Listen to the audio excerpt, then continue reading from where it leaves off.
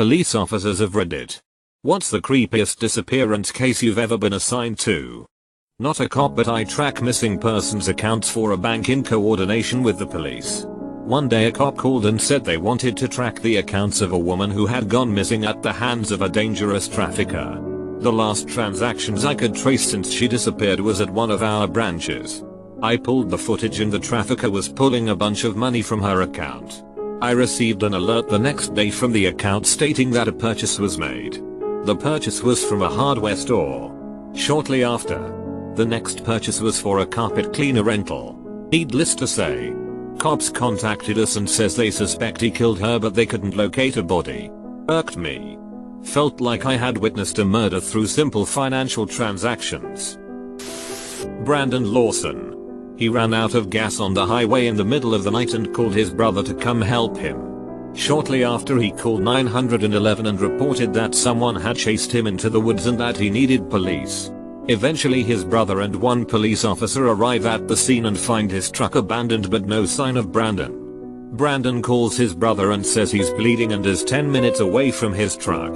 That was the last anyone ever heard from him, and searches of the area turned up empty.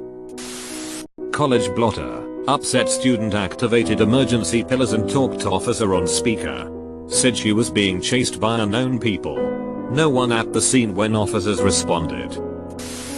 Not a cop, but had a pretty effed up disappearance happen about a mile away from where I live. A girl went missing. She was 12. The whole town, state police, and I believe possibly the FBI all got involved. Search parties in the woods and through the streets for about 2 or 3 days. Turns out she had gone over to these kids' house that she knew from school to have them fix her bike. Turns out the kids, brothers, one 15 and the other 17, planned on stealing it. Well, she put up a struggle and the one brother wound up strangling her in his basement. She was found a few days after she went missing. They stuffed her body in a trash can on trash night. The one where a man left his fiancée a detailed financial instruction sheet, including the cancellation code for their Netflix subscription, with the following line at the bottom: "They found the kiddie stuff again." Not a cop, but my daddy's.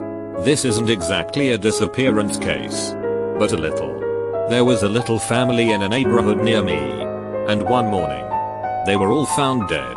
Not very many suspects, and almost no evidence to find the guy, except for a bloody $20 bill that was found in a local pawn shop, along with a few things in the pawn shop that had been owned by the family. They ended up tracking down the fingerprints to a man. We'll call him Randy. Well, Randy was nowhere to be found in his house. The police asked all his close friends and family members, and eventually got the answer that he had gone on an Alaskan cruise that had been planned for months. Now, the police didn't know if he had purposely decided to murder and then leave, or if he had pre-planned the trip and then decided the murder.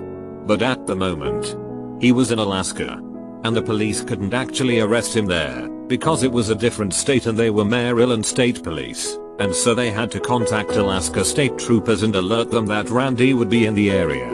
The Alaska state troopers had to have the Maryland police there to arrest him too. So my dad had to fly all the way up to Alaska and wait for Randy's ship to dock.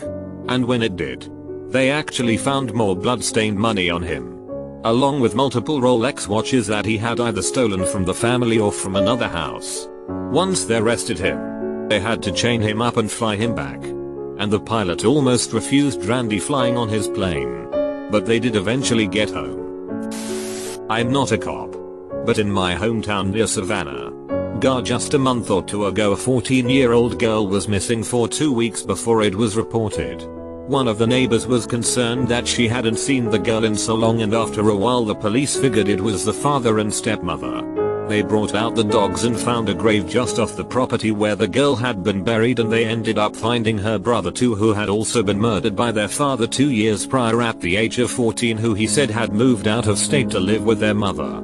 Nobody ever questioned his disappearance, but the father and stepmother had apparently been abusive their whole lives and pretty much kept them locked up.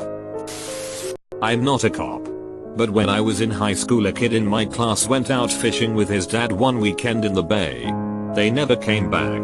Searches went on but nothing. Never found any bodies. They found the boat a few weeks later, empty of course. It's been 8 years and nothing has ever been found.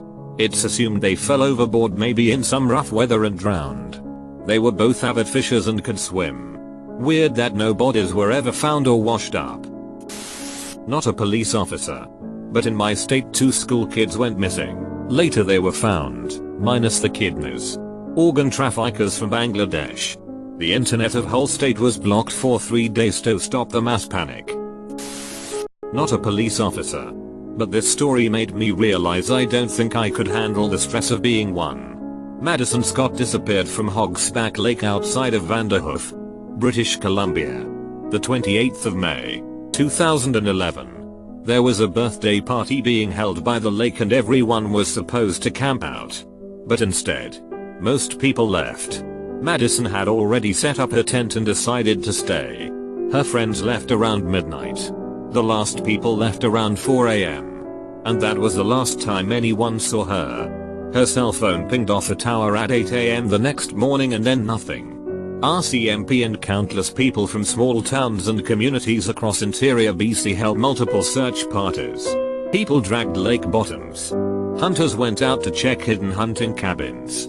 Pilots who owned planes did massive aerial searches. Found absolutely nothing. She just vanished into thin air. I think it will always be the creepiest one for me because it was relatively close to my hometown. I knew people who knew her. And just anytime someone disappears into thin air, I realize that life can change in an instant.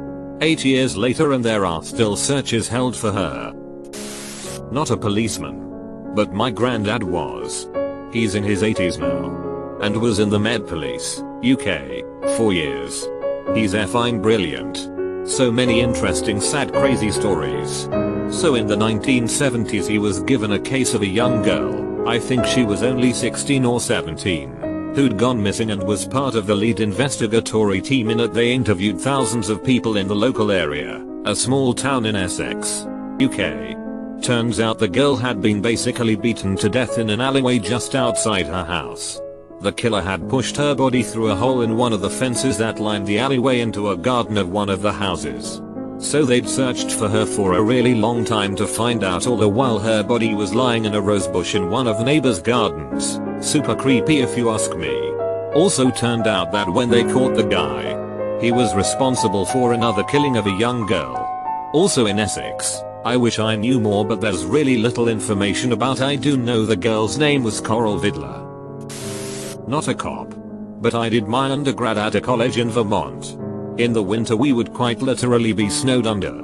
Over Christmas break, a sophomore went missing. He wasn't a close friend, but we had couple of classes together. It was a small liberal arts college in a small town. So everyone in the community was pretty freaked out. His phone and wallet were left in his room. So the theory was that he's been abducted. And maybe even killed. Campus got real scary for a few months. There was police everywhere. Helicopters overhead. Students marching through the snow in lines looking for a body. Finally, when the snow and ice thawed, they found his body in the creek. Police surmise he entered the water from the bridge in town. But no one knows if he jumped or was pushed. This one still haunts me. Not a cop. But the disappearance of Sherry Mann has never been solved. She disappeared in 1984 not far from where I grew up. Police saw a van with a painting of a skier on the side. Pretty unique, so no problem. Right? Nope. No one has ever reported seeing that van again either. Dealt several times with a young mother who would always go missing for a few days and leave her child with relatives. Several missing persons reports over time. Turns out she was shacking up with her PCP dealing boyfriend in a nearby city. One day the lady walks in and says her daughter was kidnapped. I do some work and find the aunt took the child because mom is just a terrible person. State did not want to get involved, so we have to give the kid back. I turn to my partner and tell him mom will definitely be dead within a few months. Probably turn up in a ditch or dumped in the river where she goes to visit her dealer boyfriend. Fast forward 3 months and I turn on the news to see a story of a woman found dumped in the river. It was mom. She was stabbed to death by her boyfriend and dumped in the river. That one creeped me out a bit. Not me personally, but other officers on my department. 70-year-old female with dementia would often leave her home and go for walks around her property. One day, she never came home, and it should be noted that we live on an island 30 miles out from the rest of the United States. State Police, K9s, our entire department, news helicopters, Coast Guard helicopters and boats, Marine Division, all searched land and ocean for this woman. We reviewed security footage at the airport and steamship ferry to see if she boarded either to leave island. But she didn't. She was never found, and to this day, we don't know what happened. Two theories have arrived though. She walked right into the ocean and somehow her body disappeared, and you washed up, or two, she walked into the construction site of a sewer plant and fell into a tank full of waste just before the tank was permanently covered.